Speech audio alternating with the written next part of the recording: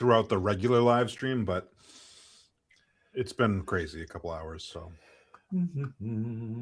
So I don't love V Pizza. I mean, I like it, but I don't love it. I love their wings. I think their wings are Yeah. amazing. I was trying to get for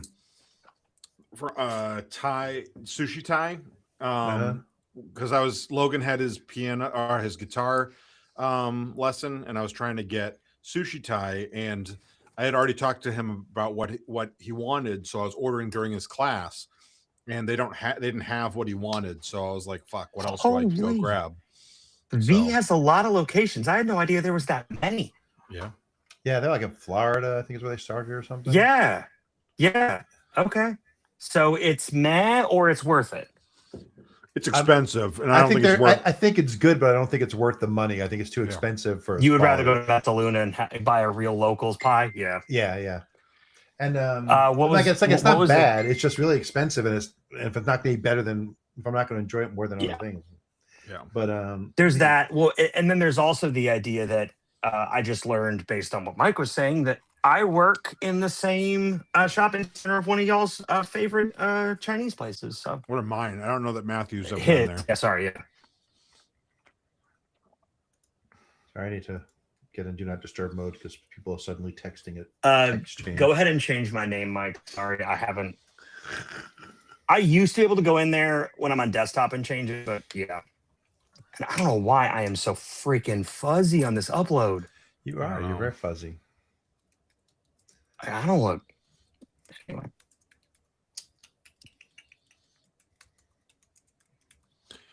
Yeah, so I've been seeing that pizza place Armando's in Zebulon on TikTok, and the pizza looked just good, fine. And then they did one where they had coiled up like the pizza oven just full of coils of Italian sausage, and they're cooking it in the oven. I said, "Oh wait, that looks really good." And then I was like, I should go sometime. And then the next video I saw was them talking about, yeah, we use Grande brand cheese because that's what all the places in New York use. And I'm like, sold. They use Grande. Right. They cook their sausage on premises. It's not a bag of frozen crumbles. You win. And I texted Mikey because Mikey lives in Zebulon. Have you been here? And he's like, no. When do you want to go? And he's like, he works like retail, so he's like, I'm free Tuesdays and Sundays. I'm like, Sunday I'll drop Joseph at work and I will head to Zebulon. Nice. Yeah.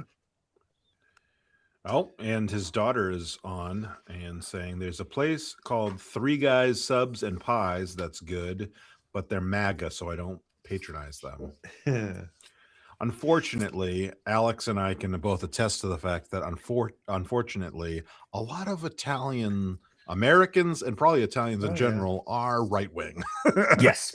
Well, because they had Mussolini, who was their yes.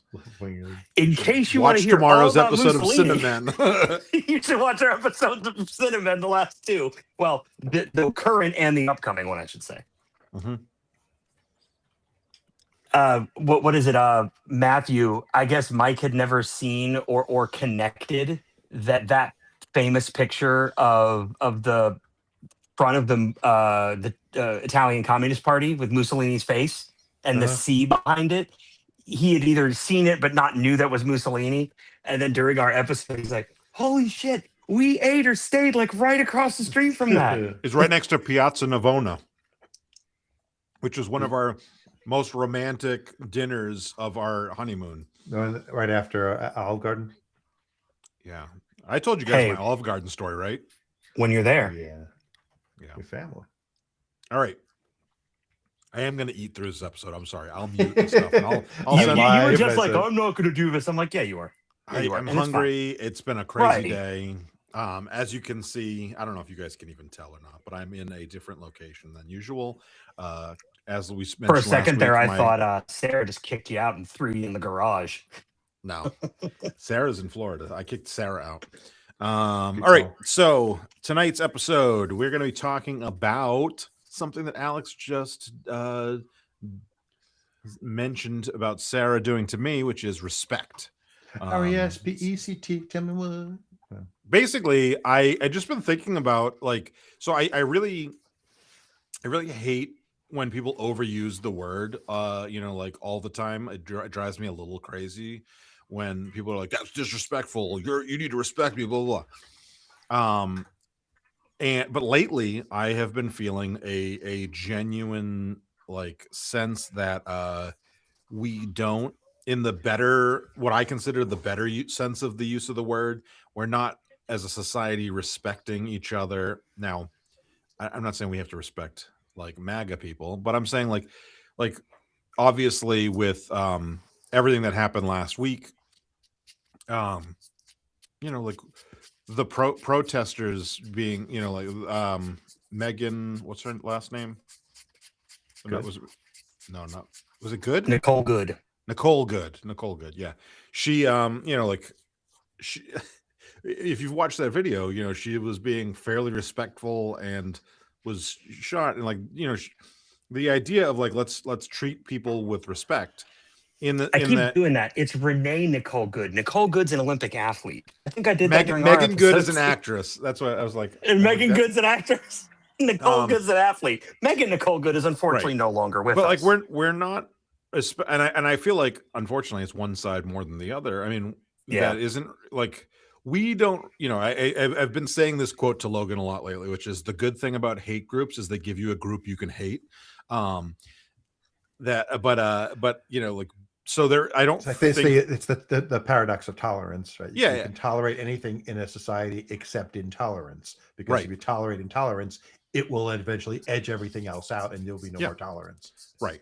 So I don't know that we, like on the left, need to be more respectful in that way, but there are ways that we probably could be and need to be, like, as far as like, I think maybe like the way we as especially white liberals have a tendency to talk down to black conservatives, or like, you should know better, like we have said Jon Stewart in his old stand-up, like before the Daily Show, he had a thing like if you're black and you're a Republican, you have an identity crisis you need to deal with.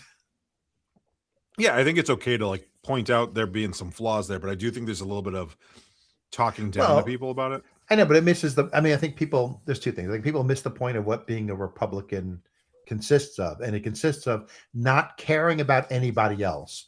It doesn't make a difference that I'm part of a marginalized community. I don't care about anyone else in my community except me, and that links me to be a conservative. It doesn't have to be MAGA, just be a Republican means, I don't think we should have programs that help people, even if they're like me, because I don't care if they're like me. I have no empathy for anyone. Right. Only if it affects me personally do I suddenly think it's an important issue. It's only an issue if it affects me. Yeah.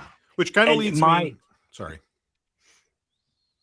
I was going to say, it leads me to a thing that, and I told you both this in the text, and if you're watching this, the name kind of gives away the name of the episode kind of gives us away a little bit, but there's that old saying of respect is earned, not given. And I've always felt that that's backwards, and it should be disrespect is earned, not given. Like, respect should be baseline. Now, not to say you can't earn more respect, but like basic respect, human, respect for your human dignity, for the fact that you have rights. What is respect? See, that's a cool baseline thing. So here, I can go off on a story tangent. Sure. Yeah. Once upon a time, in my old corporate life, we had a speaker come in to talk to us about respect in the workplace. And he starts out going, what do you think respect is? And people talk, and one woman says something about my old boss said something about, well, there's this one woman I work with, and when she comes in every morning, I'm like, hey, so and so, how you doing? Good morning. And she just kind of grunts at me and just nods and walks away. And it's like, there's no respect there. And he goes, his name was Phil. He goes, you know what's funny? Because I talked to her on my way in, and she said, oh, you were going to read this person, the one who wastes all her time gabbing with everybody in the hall about what a beautiful day it is? Because it's all I can do to get past her without interrupting my day. I'm trying to plan what I'm going to do for the day, and she wants to chit chat. She has no respect for being at work. And okay. And my boss was like stunned. And then he tells the story. He goes, I did marriage counseling, and I had a couple in and said, what's your biggest problem? And she goes, he does not respect me. And I said, well, here's a pad of paper each, a pencil each. I'll give you 2 minutes. Write down what you think respect is. And they're writing, and he's like writing. The husband's writing. Smoke's coming off the graphite from the point. And it's like he's going. She just like, and stops. And he's writing. And then he goes, okay, great. And he goes to the husband, what do you have to? Well, I should include her in any decisions that I'm making. I shouldn't assume that she wants to do what I want to do. I shouldn't assume I can speak for her public. She should have 50-50 share in every decision that's made. Blah, blah, blah. He's going on and on and on, reading all his notes. And then he goes, okay, says to the wife, what do you have? Just, he needs to call me if he's going to be late for dinner. And like, they just have a total not connection on what respect means to them. And he goes, so here's a good story. I'm a New York Italian, and I've been living here in North Carolina for a couple of years. In New York Italian culture, maybe you guys can, Northeast Italian culture, maybe the same in general. You get it? If I'm invited to someone's house, when I get to the house, I may say hello to the person who opened the door for me, but my main thing is a beeline to the patriarch of the family to pay my respects to him. And then for I inviting with everybody else. But first I go to the patriarch, and he's the person who gets the initial respect. And you must do it. And if you don't do it right away, okay, but you have to get to him and say, thank you for inviting me. Oh, you're, persona non grata for the future. He goes, I went to a barbecue at my neighbor's, cookout at my neighbor's North Carolina. I didn't see him. I was there 4 hours. I talked to some people over here. I drink over here. I saw him a week later, and he's like, yeah, I saw you at the party. Did you have a good time? I had a great time. Awesome. Okay. Love to have you there. Didn't even need to say hi to him. He didn't care, because respect has different meanings to every person. So it's like, there is no universal, this is respect. And I think for conservatives, and this is Matthew talking now, Phil, respect is, I have the power to do whatever I want, and you will respect me, and I don't have to respect you back. Like, you respecting me is treating me like I'm better than you. That's respect. Me respecting you is, I won't take away your rights. Mm-hmm. Like, their version of which way respect goes is real different. Like, they're like, I respected you. I didn't do anything to hurt you, but you didn't respect me. You didn't kiss my feet and give me money. Right. Well, and that's when they say like respect is earned, not given. They mean kiss my feet, all that shit. Although, or like, I'm in a position of authority. You need to respect my authority. But like. Yeah. So, but like, then they think they're respecting you if they don't beat you when they walk past. Like, that's to them respect going the other way. So I pulled up definitions according to Oxford languages. I'm supposed to listen to some fancy British person. The first one is a noun. Respect is a noun, which is a feeling of deep admiration for someone or something elicited by their abilities, qualities, or achievements. So that's usually what a lot of people with a double tap to the heart. Respect. Nice. That's what, like, when like cops and other people who like demand respect are talking about. And then there's the other kind of respect, which is what I prefer to talk about, which prefer when I'm talking about the word in general, not just for this conversation. Due regard for the feelings, wishes, rights, or traditions of others. Now, there is some extent to which, like, I would say, like, rights and feelings are going to be a little more important there than, like, wishes necessarily. And traditions can be important. Traditions can also be really fucking stupid. So, like, that vibe, though, is what I'm going for. But again, like, even then, like, it becomes, if respecting someone's tradition, what does that mean? Yeah. Like, if I run an organization, let's say, and there's people of different religious and cultural backgrounds, and I might think their religious and cultural beliefs and traditions are stupid and inane, and internally I do not respect them. Right. But I make sure not to make any rules that will affect them because of their belief. Like, I'm not going to say everyone must have pork sandwiches at noon when I know that some groups don't eat meat, don't eat pork. I'm respecting the tradition, even if I think it's stupid that they're not eating it. Like, I don't respect it internally, but I respect it in the verb and how I act. Yeah, the word respect can be slippery. So it can, and in the tradition sense, it can mean treat me as a person or treat me as a sense of authority.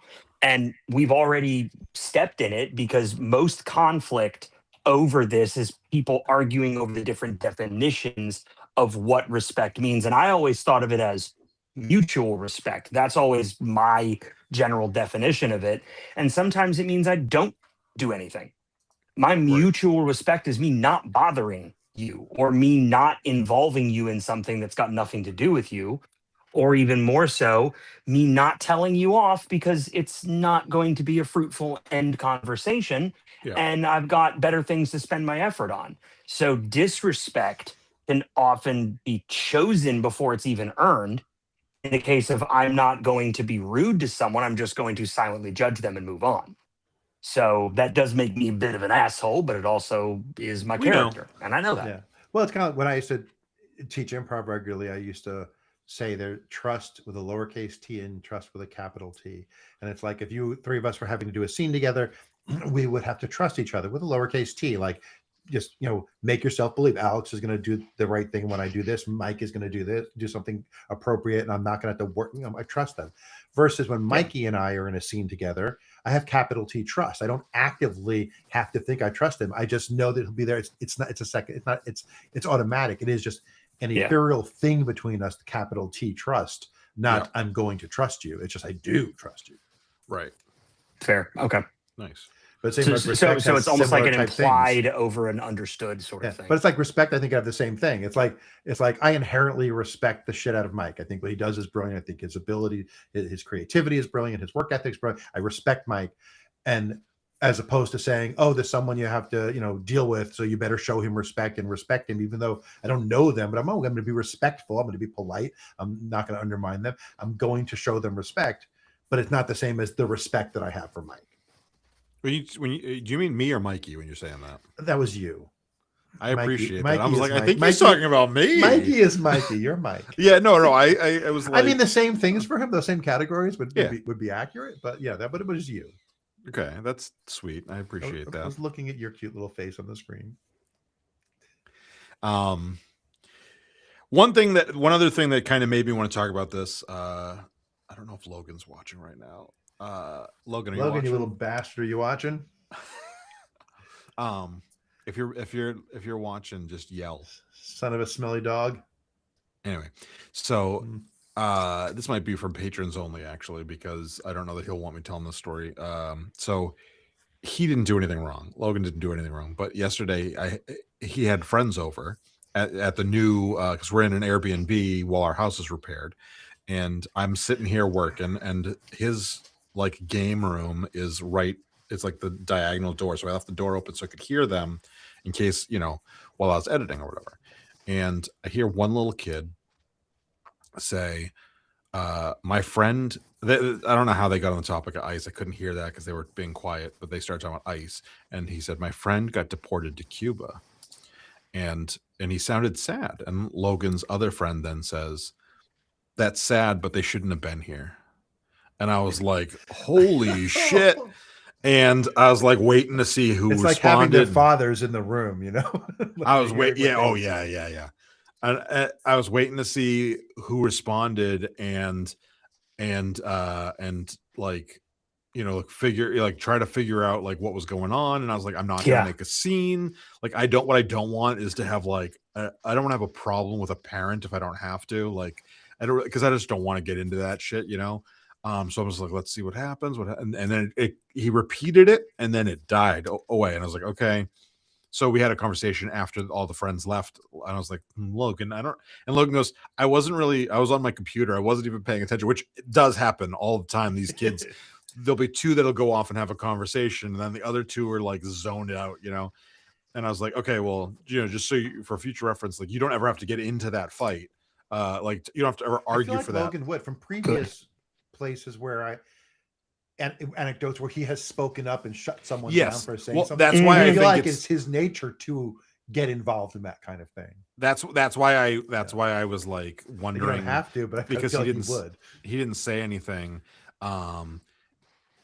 And then it was because he wasn't paying attention. He didn't hear the comment. And I was like, okay, fair. And I said, and you don't, I'm going to tell you what my rebuttal would be to that. And we talked about it for 20 minutes or so. Your grandparents should have been fucking deported. Well, and that's what I said to him is I said to Logan, I said, we're Italians and and you're going to hear a lot of people say over the, next rest of your life, my family came here the right way. And I was like, there wasn't really a right way the same way there is now. Right. I said there weren't the same laws. They pulled up in the boat to Ellis Island and someone said you can stay or you can go. That's all that. If you're healthy, you can stay. If you're sick, we're going to turn you around. I said, so it's not really a fair point. And then and I explained a bunch of other things about it's also the kid said that his friend was from Cuba and he got deported to Cuba. And I'm like, well, like a lot of people would make the argument that we have made Cuba the problem Right, but that also Cuba if he can came be from for the Cuba- citizens. So like, If he came from Cuba, the odds are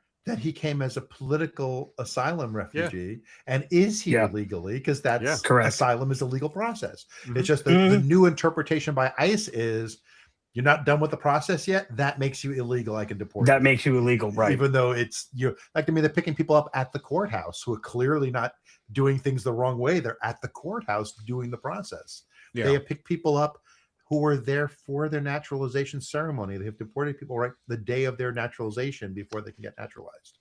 Yeah. I mean, they're So- evil Gestapo fuckheads. so And you it can just quote made me me on think that. about the lack of respect in that, like, and the kid's a kid, right? Like, it's unfortunate that they're like that. Yeah, but he is being raised not to respect Right, other people. right. So real quick, Madhavi said that Ah. kid has terrible parents and wouldn't be allowed in my house.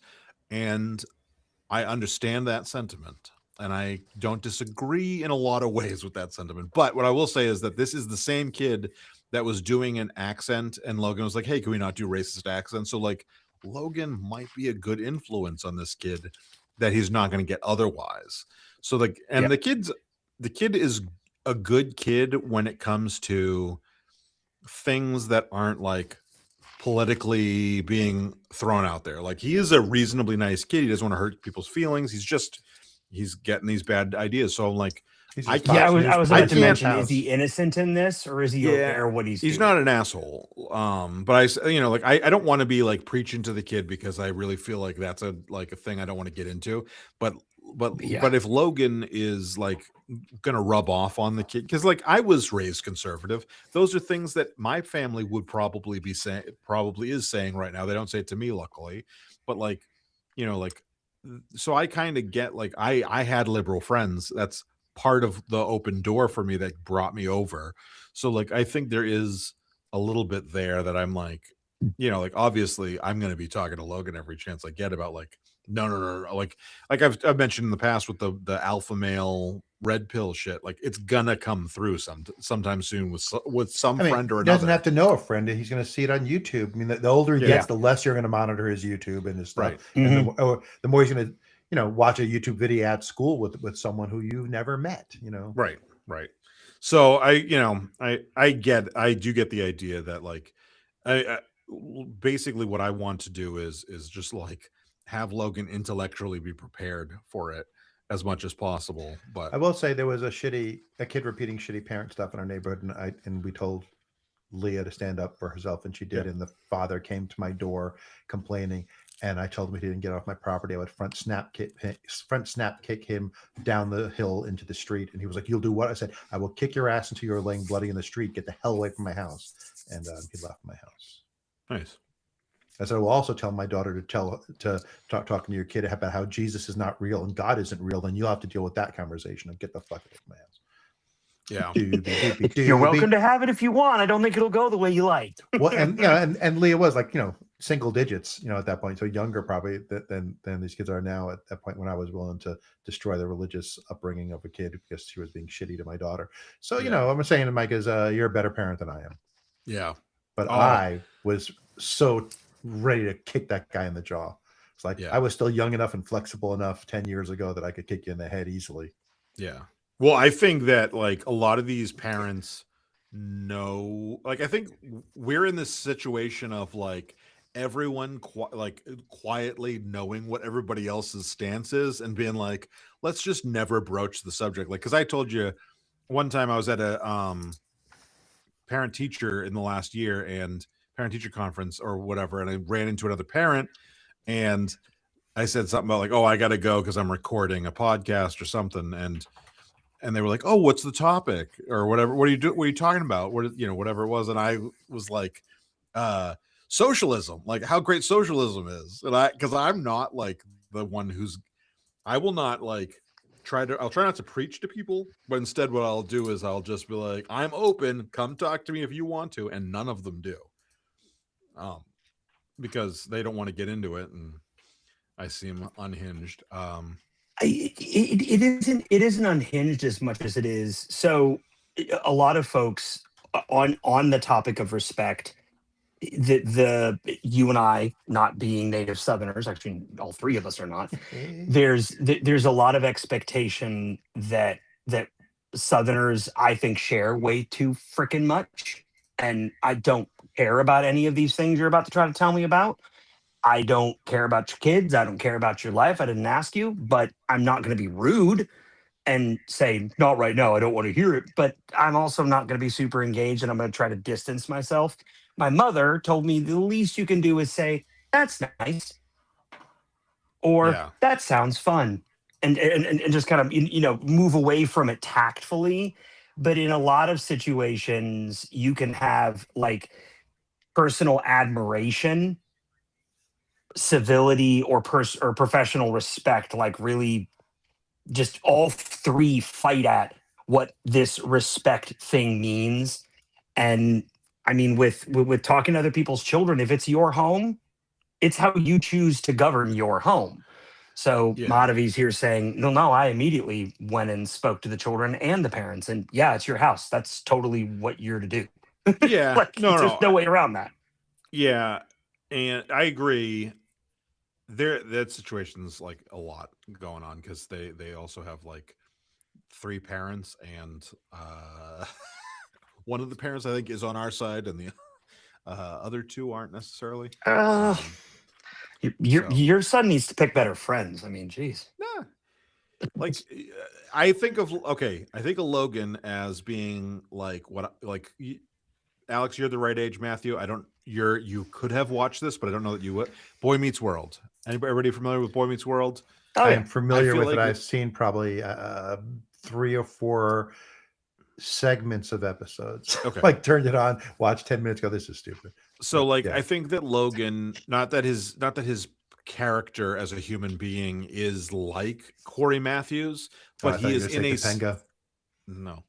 he's in a situation similar to, like, I like to think he's in a situation similar to Corey Matthews, which is that he has parents who are trying to do their best, are, they're fairly open, for 1999 parents of a teenager, like they were pretty progressive in a lot of ways, and they were like, they gave the kids freedom, but they also like they weren't negligent. Like there was like that, they were in that sweet spot. Now I like to think Sarah and I are close to that sweet spot. One of my favorite things about that show is that Corey's best friend, Sean Hunter, his family life is a fucking mess.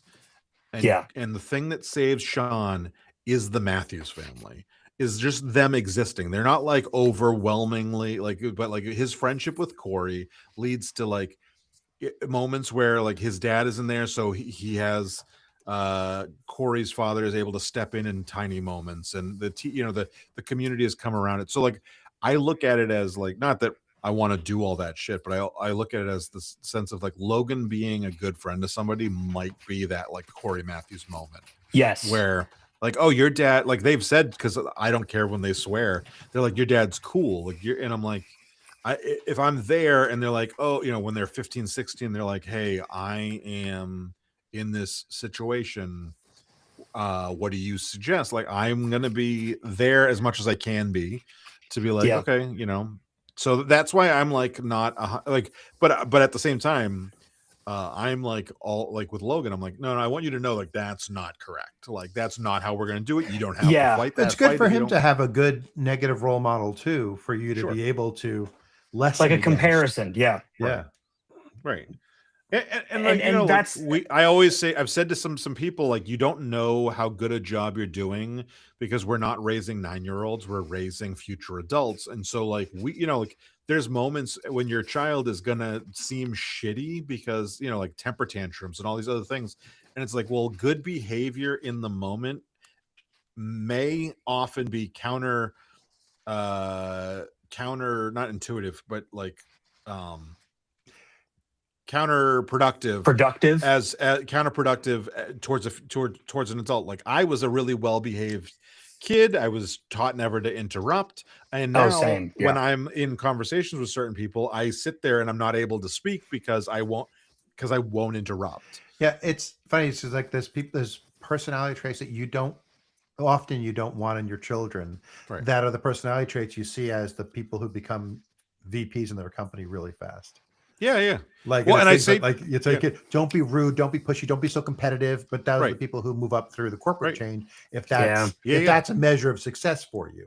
Yeah. You know? Well, I say to a couple of friends of mine there that like kind of will complain about how tough it is with their kids, and I'm like, yeah, but all the things you're describing are going to make your kid like able to advocate for themselves when they're an adult. Like your 3-year-old might be obnoxious as a 3-year-old, but when she's a 25 or a 30-year-old, she's not going to like let people walk all over her, which is a Yeah. good And thing. maybe it Like, skips a generation. You know, like Mikey raised, Ricochet Rita, and she's a nightmare, but her Yeah. sons are great. Like their boys are amazing. So Nice. I told Mikey yesterday at lunch, like he has the best grandsons in the world. I love his grandkids.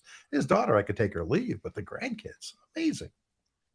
My situation and raising was a lot like Mike's in that it's a lot more of a pleaser kind of mentality. Don't step, don't push, don't ruffle feathers, don't pet the cat backwards, all that.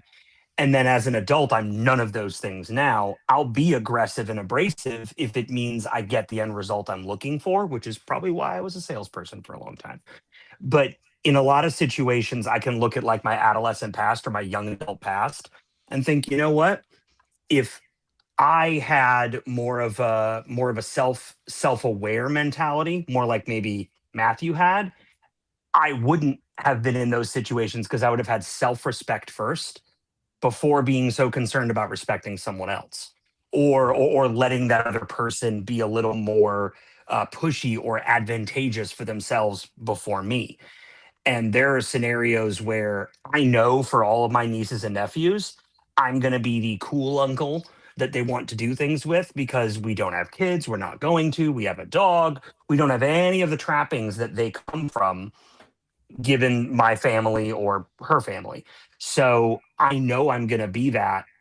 And I'm looking forward to being that positive role model for these young ladies and guys. But at the same time, they're going to look at me and say, "Oh, Uncle Alex, you don't act like that." I was like, "I didn't get it right, and you're going to."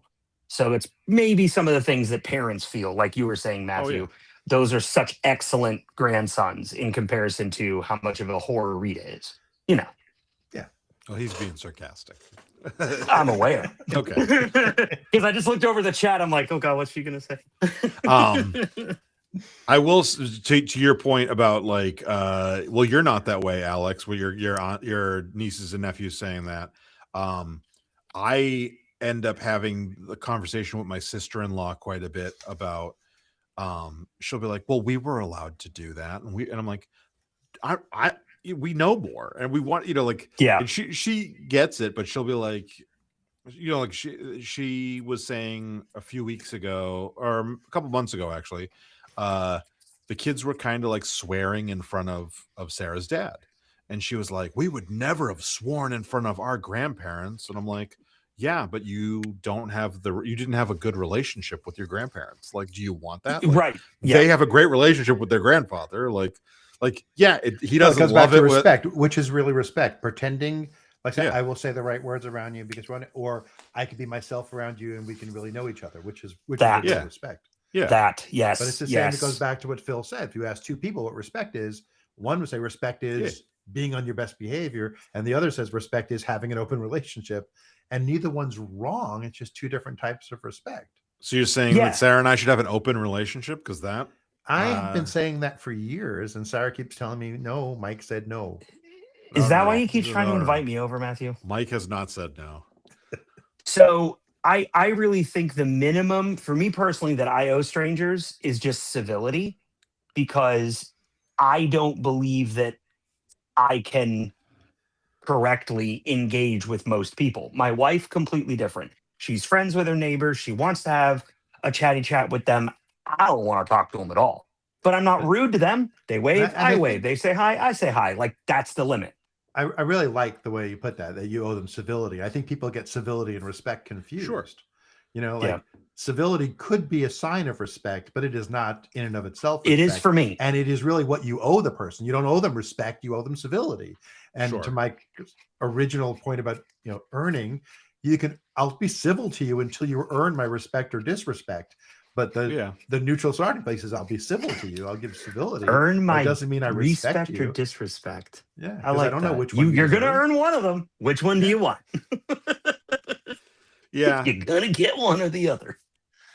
I do think there's a little bit more than civility that I look at. Like, so when you talk about so we didn't the kid that was deported to Cuba, or the protesters that were around Renee Good's situation, that because there were protesters there before she got shot, Nicole. right? So this poor woman.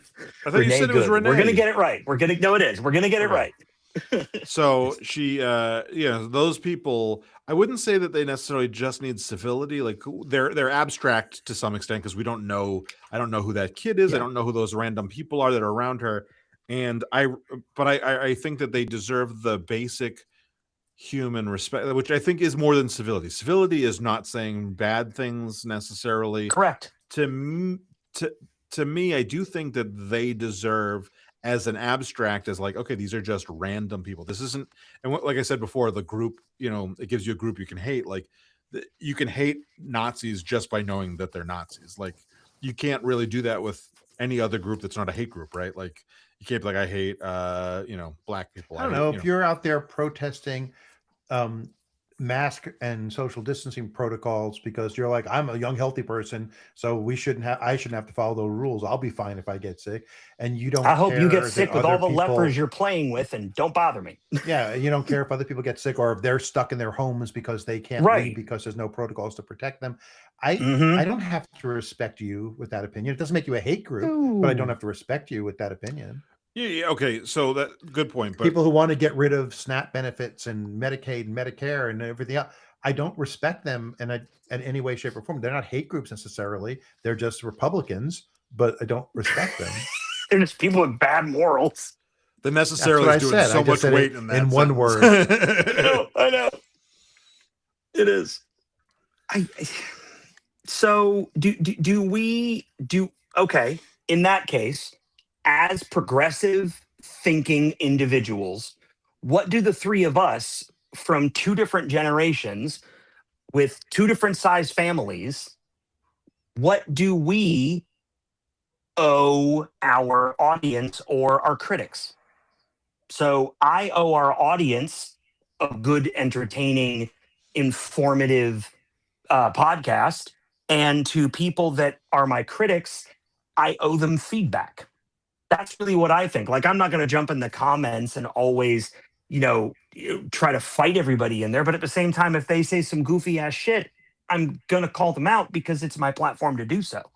So I think both of them are being respectful because I'm treating the brand with respect. I'm treating how we stand with respect by not backing down to it the way young Alex probably would. Oh, I'm just going to let you think that way. Sort of action. Yeah. I first of all, I don't think that we're as informative as we like to think. I like to think that we are thoughtful. Because informative kind of like is that better.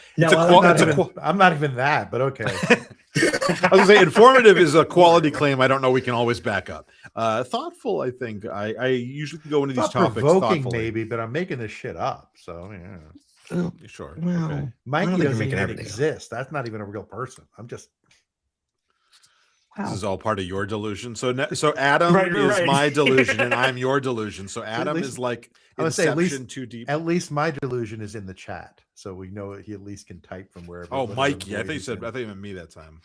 No, we've Mikey. Had Mikey on the. Well, we've had Adam on the podcast too. Just so. No. We've had Mike too. I remember that. You episode. Claim you have when we weren't around. Go back and listen to episode 1. Oh, you got someone to talk on the episode and say your name is Adam. That proves a lot. See, this doesn't feel very respectful. Is it civil? But it's civil. Is it civil? So like I really think there's a difference between being disrespected and feeling disrespected, because respect being a feel word is all about interpretation. It's got very little rigid guidelines involved. So Mike and I worked at the same office. We worked at the same company. We had desks that shared a wall. The two of us would even treat certain people or treat the same person two different ways. Right.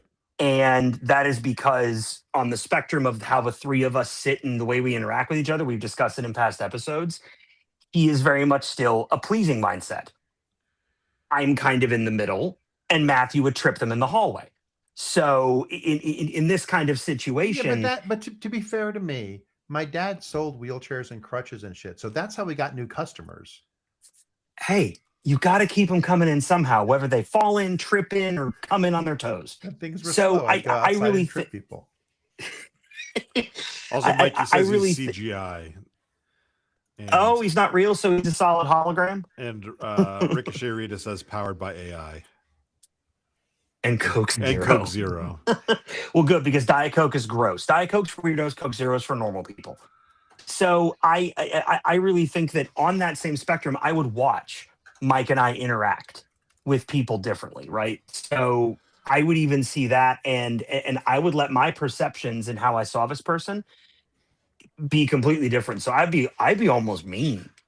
Mike would just be professional. So I was letting some of my interpretation bleed into my lack of civility with this or to this individual. I just want to I just want to let everybody know that's listening to Alex right now. This is an example of how unprofessional Alex must have been, that he thought I was professional. In comparison. Yeah. And how far does that put me out that he thinks I'm the outer side, keep going the other way? Yeah. Well, okay. How about this? We both did get involved in the same HR conspiracy. Mm-hmm. This is true. Yeah. That actually had to do with this specific content. But I'm just saying, part of your HR conspiracy was the fact that you make a podcast with me. Like that's correct. That was their problem. Yeah. That was their problem with you. They somehow knew there was a Jewish guy here, and they're like, nope, can't be real. Can't be good. That was back when I was employed, and I had a filter on for some of the things. I knew that some coworkers, especially some of my French coworkers, listened, and I said, I think you can get back. Oui. So for me, it was always, I'm not going to litigate feelings. I'm going to respect people who give me common decency, because that's a feel thing too. But to me, that's easier to interpret on an even field or on an even keel. You can have a group of people and someone asking me, hey, Alex, what are you doing? Are you looking at porn in the middle of a meeting in a professional setting, which I was not. But then at the same time, no one thought that person was being disrespectful because all of us understood the intent of the comment, right? That doesn't mean that someone else might have thought, whoa, like, is Alex really a horn dog looking at, looking at nanas at work? But then at the same time, nanas? I'm not going to... Nanas, yes. Oh. Titties. Yeah, I'm not going to Logan said behavior. titties about 1,000 times in the car ride from his guitar lesson, because takes after his dad. Paradise City came on, and where the grass is green and the girls are pretty, and he goes, where the girls have titties, and he just kept saying titties. And I was like, let me just say this for Mikey real fast. Titties. Okay. Titties. We're really mature over here. So I respect can be also rebuilt through patterns of two people getting along, and not I think if you necessarily don't have their respect apologies. in the first place, you can't have respect. Oh. So what is PECT? EECT. Isn't that a brand of milk? Isn't that's speck like a type of, like, almost like prosciutto? Speck is a ham. Yeah, that's a smoked prosciutto, I think. Is that what makes it correct? I think that is correct. Hold on. My culinary knowledge needs to flex itself a little. It's not necessarily Italian. It is not necessarily the same. It is air cured the same. It is salted the same. But because it's not the prosciutto di Parma made in Parma, it's not. Oh, those Italian episodes creeping up again from Cinnamon. So I really think that the patterns of being respectful to each other can also foster that more. So when we have when I would meet somebody the first time, I'm probably judging them a little more harshly than when I first start to speak to them more often. For example, I have new coworkers at my job now, and I can be part time, but I've already met a handful of them. Some of them I like already, some of them I don't. But I know based on my past that the ones that I'm already struggling to get along with now are the ones I'm going to be the closest with after, in the way we think, the way we work, because we're both really bold personalities, and that's why we're not being as civil to each other. I can tell already. But it's the weak ones who I'm not going to be interested in communicating with, because I'm like, you're just soft and So Alex, you remind me of back when I was Of a girl. an editor at Glaxo. We were editing marketing material, and so a part of our day was spent in a team that was the editor, a PhD from regulatory, an MD from medical, a PharmD from pharmacy, and the marketing person and a lawyer, all in a room discussing the promotional piece. And of course, the editor was the low person in the room. They had to have a bachelor's. They might have had a master's, but everyone else had like terminus degrees. They're all high level.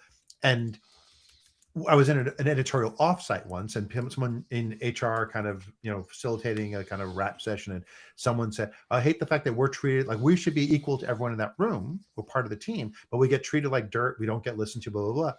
And the person goes, the HR person goes, "I hear you saying that, but I'm going to say, Matthew, Elaine, Stuart, do you guys feel that way in your teams?" And the three of us like, "No." And he goes, "No. I can tell in this room that the three of you are rude to the people you work with, and you're up in their face, and you push back when they push against you. And I think most of the rest of you, and maybe I'm missing one or two, are just take it and are quiet and meek and polite. And I'll tell you that most of the people in marketing don't hear you if you are quiet and meek and polite. They are type A, in your face, aggressive people. And that's not, to them, it's not aggressive, it's norm. So if you're that way to them, they hear you and think of you as an equal. If you're quiet and meek, they don't think of you poorly. They just don't think of you. Like they just miss the fact that you're there. And it was like that, it was, me and Stuart, and Stuart's a nice, good old boy, but he's just very, powerful personality. Elaine worked on the Wall Street Journal. She's from from Connecticut, but worked in New York City. So she had that New York attitude of worker. And of course I'm me. So he was 100% right. We were the ones that were seen by our teams as 100% part of the team. Like we would get the call, marketing's going out for wings. You want to go out with us?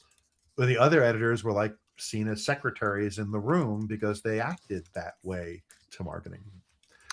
Sometimes you to get what you see as respect, you have to be seen by the other people, and to be seen, sometimes you have to play a certain role.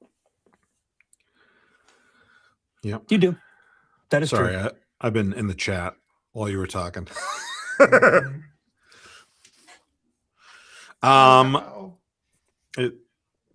So anyway, I'm really fucking hungry, so I'm gonna You were just eating, dude. You were just eating. I ate two little slices. Slice of pizza. Yeah, that's another thing with V pizza. It's little baby pizzas.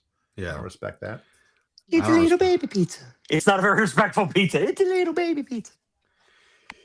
All right. So, do we have any last things to hit on before we start? I would say that you two are not always polite to me, and you're not always nice to me, which is how I know how much you respect me. Because I think that's another thing that in some levels, and maybe it's like curse profanity in front of the grandparents. Our show of we are equal and respect each other is the fact that we just insult each other all the time. Like that's respect, not disrespect for us. Disrespect would be like, I'm being really, really polite to you because I don't fucking like you and I'm not going to let that show. Yeah. I was going to say, I think Agreed. in that way, I think totally you do respect both of us more than we respect you. But well, that's just because you're not as funny as me. So hey. I understand that you're not as creative as I am, so you're not as good at it. But this is getting spicy. Also, this is probably TMI, but I'm gonna say it because it's been driving me crazy the entire fucking record. But I need to get rid of my facial hair. It's driving me fucking nuts. But my trimmers got packed by the movers, and so I haven't gone out and bought new trimmers. And because I'm starting to get grays, I have one gray right here in my mustache. I think I got one. I see in. it. And it looks like a fucking ridiculous nose hair, and it's not. It is a mustache hair. Like I just want it to be clear. dude. It looks like I have one, and I think it's also being made worse by the light. Starts at your brain and comes all the way down. It looks like I think the light is just reflecting perfectly. It's not a mustache hair. That's a nose hair that's mingled with your mustache hair. No, it's actually a brain hair. It's coming all the way. No, it looks nuts. All the way down. If you're really tough, you do is take a hammer and you hammer it in, then you bite it off from the inside instead of trimming it. I feel like there's nothing more disrespectful to me than my own face. So yeah, that's true. and I can understand why you wouldn't want to have any gray in your beard. I don't know what I would do if I had gray in my beard. I'm not ashamed of the gray in my beard. It's just that this one being another color coming right from my nose, like it's the mingling of the colors you don't like. I get it. Clip that. You need to deport that brown hair. Oh my god! And just make it all white. No, okay. So if you're watching us on video, please like the video. I don't even want to make a comment about what Alex just said. I don't even want to add a joke because I don't want to. I don't want to like pull. I don't want to like be clipped. I want to make it easy to edit out. You don't want to. He said white is right, and I'm like my hair color. My hair. My hair. All right. If you happen to be watching us live, please like the stream. Don't report it. Clip it. Only the good parts. Oh, Christ. All right. So, Matthew, you start us off with the... so if you're watching one of these video clips or the full-length video edited for content, then please go ahead and like the video. Make comments below. Comment on things you like, things you don't like, things you agree with, things you don't agree with, things that will get the algorithm to notice us. We're not picking. Yeah. The good way. Yep. In the good way. Go ahead and subscribe to the channel. If you're so inclined, hit the notification bell because you never know when we're going to go live. I mean, you kind of know it's probably Monday night, but is it 6:30? Is it 5:30? Is it 7?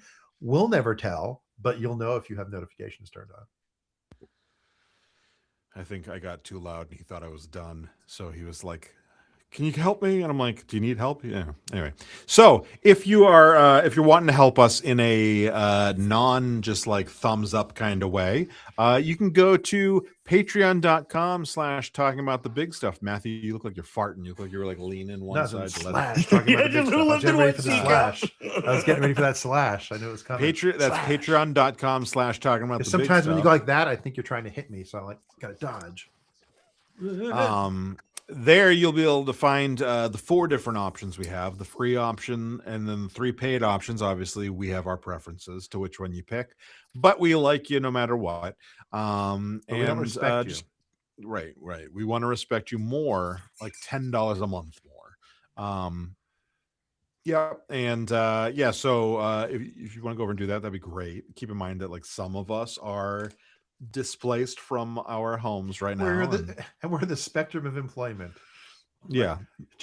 Part-time employment, not employed, and done with employment. No, exactly. We have the 3 phases all represented right Except here. For full-time. We are respecting the 3 levels of employment. I like to think of myself as self-employed. I'm just not getting paid anything. Yeah. I'm self-unemployed. So you're self-volunteering? Yeah, true. Self-interning. But self-interning. Yeah. And also if you are interested in checking Alex and I out on talking about movies, we have the Cinemen podcast over on Chocolate Diamond Media's YouTube channel or Cinemen wherever you find podcasts. And we're doing Italian month, so that's fun. Matthew is gonna be on. We're hoping to have him on an episode eventually. We just haven't picked a movie that seemed like a Matthew movie yet. So I think we should do the Star Trek film because he is a big Star Trek fan, and I've never seen any. I've never seen the first one. Actually, I've never seen any of the movies. I've seen some of the shows. Going for the original series, spin-off movies. Only the even number ones are good. Just so you know, that's easy. The first is long and boring. The third is ditzy and dinky. The second, great. The fourth, great. The fifth one, Shatner directed.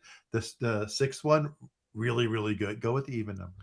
I love how in the late 70s, early 80s, all the movies that were adaptations had to have the movie or the motion picture in the title. I mean, I think it was just Superman and Star Trek were the first ones to do it. It was No, Superman there the was movie one the other day that and Star came Trek up. the motion. I think they were the first two I remember doing it. Superman the movie, and Star Trek the Transformers, I'm motion pretty picture. sure. Yeah, that was 1985. Transformers, These other ones the movie. were in the 70s. I said 70s and 80s, didn't I just say Yeah. that? I think that was to differentiate because it wasn't the cartoon. But like they're the only one that did it. Maybe it's Transformers. I mean, maybe some others did it, but it was like I remember Superman the movie and Star Trek the motion picture were like the first two to do it, and the two that like distinctly did it. Yeah. Like I don't know why Superman did it. Like it wasn't necessary. It was the first Superman movie. They didn't need to do it for Superman.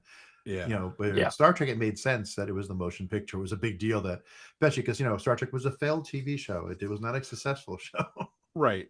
Well, and it had the cast, the original cast too. So like it was you know, whereas Christopher Reeve was like a full reboot, like from the George Reeves, which always. But that was also decades later. It wasn't even a reboot. Yeah, it was completely. Yeah. The Star Trek motion picture was like 15 years later, wasn't it? After the show. But George Reeve was the 50s. True. Yeah. Superman was. Star Trek was he was original cast. Star Trek was like 10 years later. Okay. Oh, okay. And well, we don't do television shows, so we do need to find a movie that you can watch. You know. So odd numbers are worthless. Even numbers are good. But like, do you have to see the even numbers or the odd numbers to enjoy the even ones, or no? The ship they're in Star Trek 4 starts with them, like picks up right after Star Trek 3, so there are elements of Star Trek 3 that are important to Star Trek 4. Star Trek 1 and 2 have nothing to do with it. Like 1 is the crew's being pulled back together after 10 years. Yeah. And 2 is 5 years after that. You know, so it's not at all a connection to 1. 1 is its own little thing out, which 1 is kind of like watching a not Stanley Kubrick quality 2001: A Space Odyssey. It's long and it's stretched and boring, and there's like a 20-minute scene of looking at a spaceship from the outside, you know, but without the artistry of Kubrick to back it up that you have the long boring parts. Was it just trying to be fan service? Is that why it went the way it did, or was it trying to just make a really long Star Trek episode into movie length? It's because they didn't make it Star Trek-y enough. It was much more, we're going to make a science fiction movie than make Star Trek, which was Wagon Train to the Stars. There was no action adventure to it. Okay. It was just a pure science fiction. Yeah. It was kind of probably based on like inspired by 2001. Like that's the motif we're going for, but not as good. Okay. I have the same frustration with like some of the Star Wars stuff. Some of the not canon is the best Star Wars that has ever been made that's not a film. And then some of it, like Bad Batch, is Bad Batch. Let's follow Omega because she's New Zealand. Yeah, but it isn't that it's bad, it's just not great. So Star Trek 2, Wrath of Khan, you need to rewatch the original series episode Space Seed because it's a part 2 to that. Okay. At the end of Space when you Seed, said rewatch the original, I was like, oh god, how many? Yeah, just one episode. There's one episode where at the end they go, "It will be interesting to come back and see what fruit has grown from the space seed we have planted," and that's what Wrath of Khan is. It's going back to that episode, so you need that episode to know who the fuck everybody is and why they exist. So this little bit of extra is us respecting you as an audience by giving you a bonus. Additional Here's what content happens behind the scenes, and we're discussing what we're doing. But what I want you to all to know right now is thank you for hanging around with us talking about the big stuff.